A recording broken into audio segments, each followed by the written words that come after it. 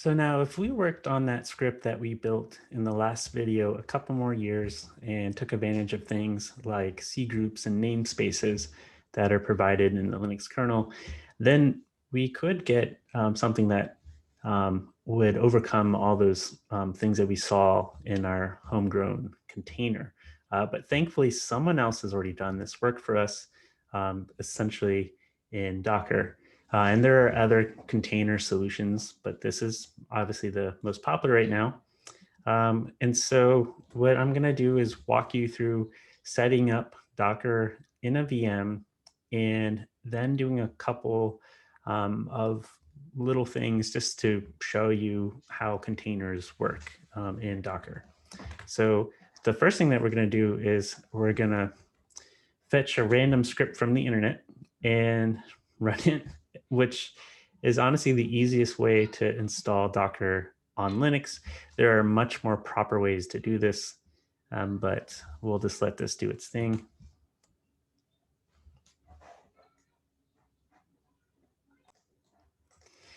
All right, so that has finished setting up. And I want to show you a common mistake that people make when they first install Docker. They try running a command and then it sounds like, oh, it doesn't work. And that's because you actually need to be root when you run Docker. And to avoid having to do that, you can run this command that will help. And then people say that it still doesn't work. That's because you actually have to exit the shell and then come back in for that to take effect. Right, see now everything's happy. And the first thing that I want to run is my very first container. And so what this is doing is it's very similar to when we ran a container, but what it's doing is it's pulling this hello world root file system from Docker Hub and loads it locally onto my machine. And then it runs this program that just prints this stuff, right? And so you could see now that I have this image here, right? Hello world. All right, so let's do a couple more things to play with Docker. I'm gonna show you some of these other commands that you could do. So if you want to just pool an image and not have it implicitly pooled when you run it, you can also do Docker pool and then the image name. So I'm gonna do this for a basic Ubuntu image that we'll have so we could use later on. And so like you saw before, if we run Docker images, you could see all the images that you'll have.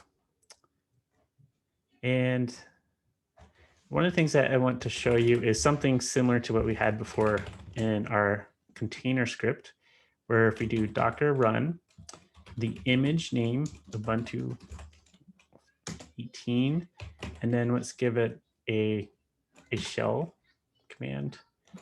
And you notice it actually doesn't do anything.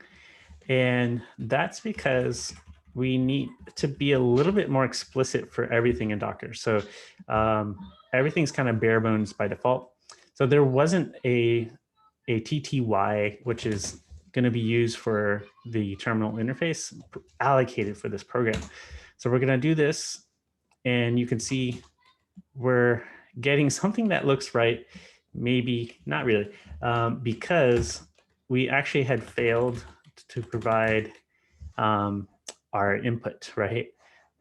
We haven't told Docker that we're going to provide a standard int.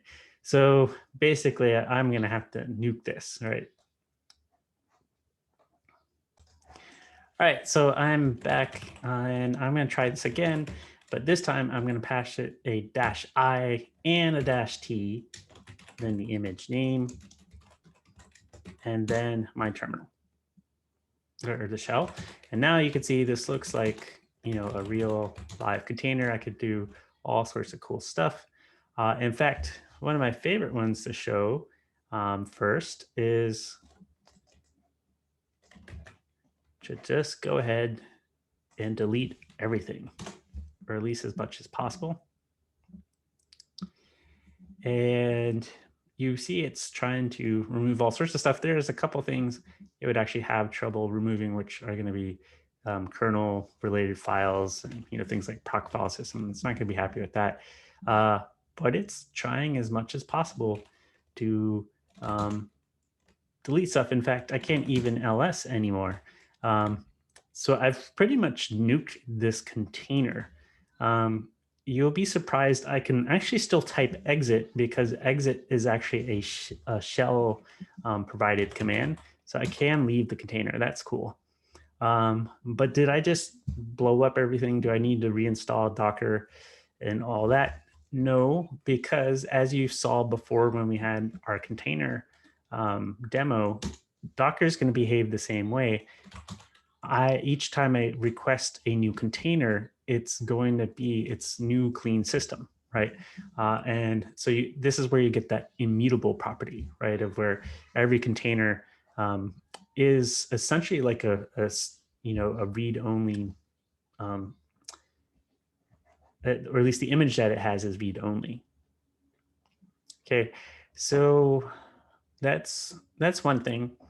The next thing I want to show you is the process for creating a new image, right? So remember when we prepared that root fs, what we essentially did was we just kind of manually constructed a file system with a couple different commands and downloaded some stuff. And that wasn't super ideal. So the way this works in Docker is instead we can create something called a Docker file. So I'm gonna just create one right here.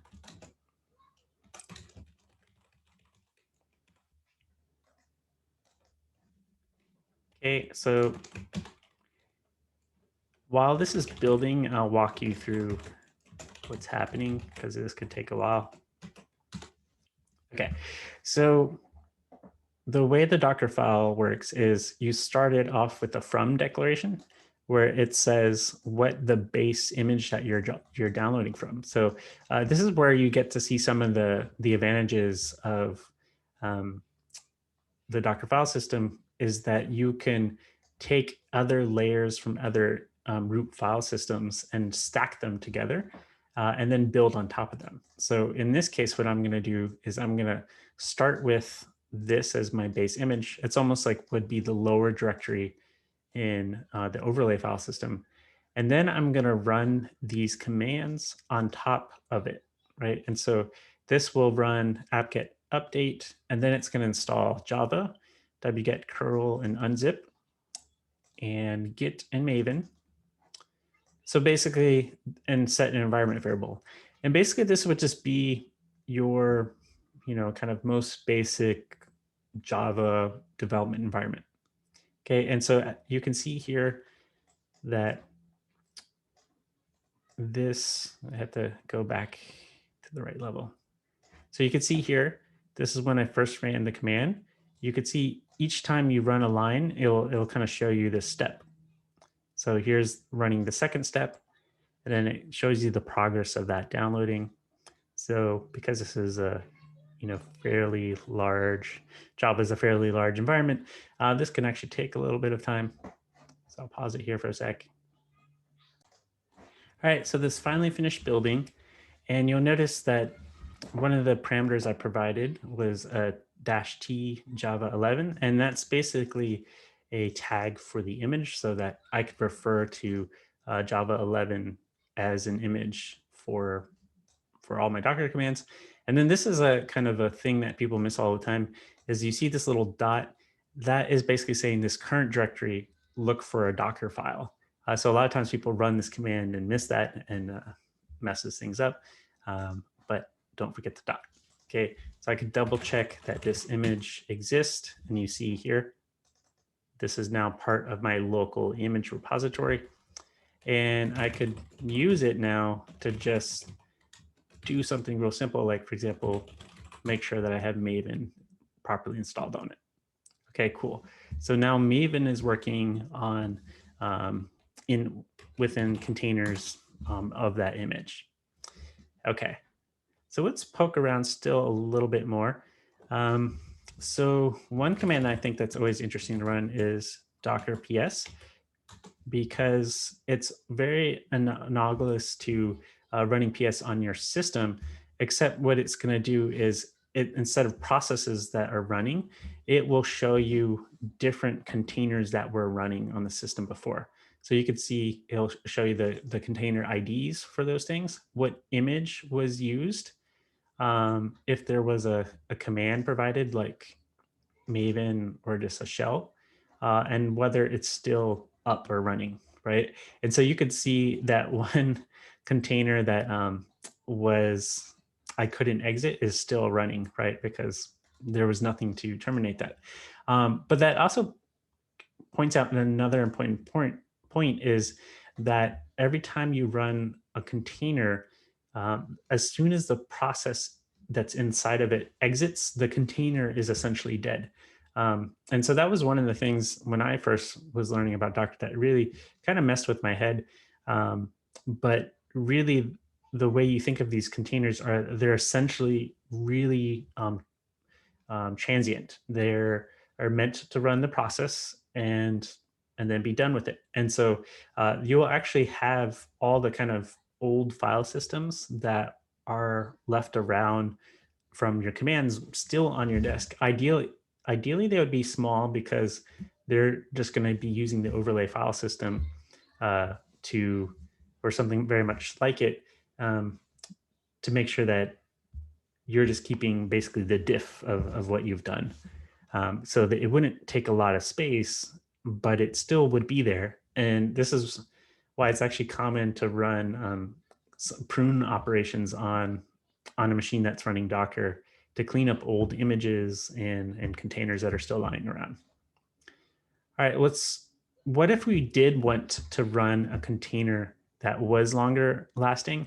Well, in this case, this is where you can use the Daemon mode. So in the Daemon mode, it will create the container and treat it as like a long running process, almost like a background process or like a service that would be for your system. You can even set it up so that this is something that would start up when your system boots, for example. So these are ways that you can kind of control the lifetime of your process. And what's interesting about that is you can actually use this to kind of incrementally do things within the container. So here I'm launching a new container, and then it gave me this ID. You see right here, that is going to be the container name. But I could also refer to it as just the test D, right? And so instead of using the Docker run command, I can now use the Docker exec command that will run new commands inside that existing container. So I could, for example, go inside this container and do, make a file. So you see this foo, and then I can come back into it again. And I will still see that file here again, right? So what's cool about the exec thing is if you need something that will operate over the same file system over a series of commands, or if you kind of just want this kind of root process where you can kind of execute multiple things inside of it, then this could be a good strategy for doing this. If for whatever reason you actually wanted to save this as a new image, then that's where the Docker commit command comes in. So if I do Docker commit test D and then do, we'll tag it back to the original image, it will actually update that image locally in my registry. So right there. And if I do a new, let's look for a new one. Do I have to type this out? Okay. So I'm making a new container in this image, and you see now it has the foo.txt in it. So that change has been committed back to the image. So it is possible to make save the changes that you've done in Docker. Okay, so that's pretty cool. But another trick I want to show you is another strategy for getting things in and out of the system, and that is using volumes. So imagine that you had like a build script or you had some data files and you wanted to be able to kind of use a build environment to get something in and out. It would kind of suck to essentially, figure out how do I get this thing out from this container, or how do I, update this image all the time for just, external files that I want to use. That wouldn't be ideal, but what the volume allows you to do is it allows you to make a new file or folder available inside the container that's actually contained on the host system. And this is very useful. So I want to show you a quick demo here of where we use that Java image to basically run a real quick build script, right? And so this is what I'm going to do. So what I'm going to do is I'm going to copy this file here, and I'm going to make it, call it build.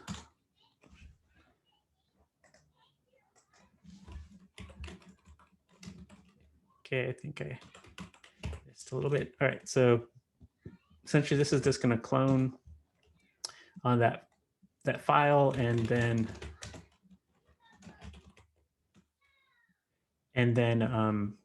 run Maven. So it's gonna run this build, right? And so if you look at this command here that I'm about to run, I'm gonna say docker run, and I'm gonna give it a volume, vagrant, so my home directory right now. And then I'm gonna say, and I want that to map to vol. And then I'm just gonna do this real quick, just so you can see it working in practice. Oops, let me give it terminal. Okay, so you can see if I'm inside this container, and if I do ls on vol, then it will show those contexts. So you can see that it's now available within this container. So that's pretty cool. And so what that means is I can now run something like this, where I will say, please run that script, that build script. Okay, and now you can see the first step cloning, and now it's going to be running this Maven build. So the build itself isn't what's interesting here. It's just the fact that I can actually do this now. So I could use this container to quickly have a Java environment up, run the build, and get a jar file out of it so I could go do something with it. Or in fact, if I wanted to quickly do some sort of matrix test of where, does this file work with, Java 11 versus 10, et cetera, right? And so you can see, actually, in this case, this code broke because it doesn't work with newer versions of Java. So that's something that you would want to do in a, like a build environment, a CI, have it in a CI environment, et cetera. So you can see how Docker could be very useful for quickly building these environments and maintaining isolation and having an efficiency in respect to the size of the images that you're working with. So this is a good chance to kind of wrap up and review a couple high-level principles here. So one of the first things that people tend to miss is they forget that Docker isn't a virtual machine, right? It really is just running a process in essentially something like a change root environment. It's a little bit more than that. They use pivot root and they set up all sorts of other stuff, but that's basically what it's doing, and it's running on your host system's kernel, right? So everything is running on top of that, and they're making different improvements on platforms like Windows, et cetera.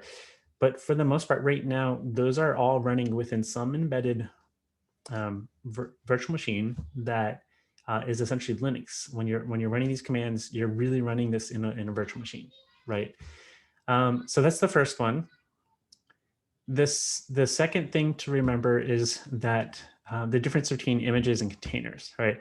So images are essentially the root file systems that you download, and they're designed so that they're in layers, right? So that you can compose them together and share layers across other images, right? So if I have one image that has Node.js on it and another that has Python on it, they could both be based on the Ubuntu image, right? And I can share that and not have to re-replicate those across my images. So it makes it much more space efficient.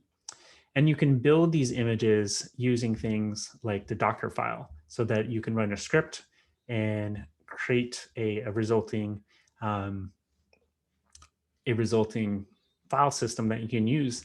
And the funny thing is it actually does pretty much something similar to what we did before, where it just runs change root with those commands on the root file system that you're trying to build. And it just kind of builds those up. But since then, though, Docker has moved to a new thing called BuildKit, which is really good at caching things. And so it's a great way to kind of build up all the stuff. If you're wondering how you build something from the very beginning, you would actually create a base image by starting from scratch. You literally have the word scratch. And typically you'll just copy a file or a tar file into the container's image and go from there. And I'd like to point out here, because this is one of the concept questions, that there are more advanced ways to build images, and in particular using the builder pattern. And the way that this works is that you will first have a container, or you first have your image, and you will build all the things that you want, say like a bunch of dev tools that are needed, like you need make and GCC, et cetera. And then what you would do is you would build your code and create a binary file. And then you would start a new image where you would say from something else. And then you would copy referring to the old image name to your new image. And essentially what this allows you to do is to throw away the old layer and just keep the bottom layer so that you could use other images temporarily to build up stuff like install dev tools, then throw that away so that you can create a smaller image that just has the binary file that you want. So this is super popular in especially like things like the Alpine Linux distribution for building up things. Now, if you go back to the containers themselves, the container is an instance, right? It's kind of like the difference between an object and an instance of an object. So it's an instance of a process that has an overlay of that image's root file system. Generally, it's stateless in the sense that if you change the container, it has no impact on the image. However, remember, you can commit the change back to an image. And remember that a container only stays alive as long as there's an active process in it. If you need it to keep running, then you will need to keep it in daemon mode. In general, you can't access other processes from the container. So if you were to look at what your entry point is, it will, instead of being like the original, like, process IDs that you see of the host machine, it will actually assign the first process that's running as PID1, right? So it really has isolated all the other processes as well as resources like networking, et cetera, from you. Though it is possible to do something that's called escaping like root jail or basically essentially escaping your container jail, so that you can run certain exploits or do certain things that will get you back into the host system. And so this is one of the reasons why Docker can be a little bit dangerous to run in production. There are some things like running Docker in user mode that help reduce that. But be careful, just because you're running it in a container doesn't mean that it's perfectly safe. And the final point I'd like to point out is that while super powerful, there are many times where running an existing program inside a container can result in many quirky behaviors because things just don't really work the way they do normally as if it were on a real operating system. And you will find that sophisticated applications and sophisticated environments can often um, just not work the way that you expected. And could and one of the problems that people see with containers, it's kind of like this black box that you don't really know what's going on. And it can be kind of harder to debug and work with. So while they're really powerful deployment tools, it isn't a magic solution. There are times where they cause as many problems as they solve. So this is just a warning that this isn't, this magic solution for you. But it's just one of the many things that you should learn how to take advantage of in your work. All right, and that's it for the demo.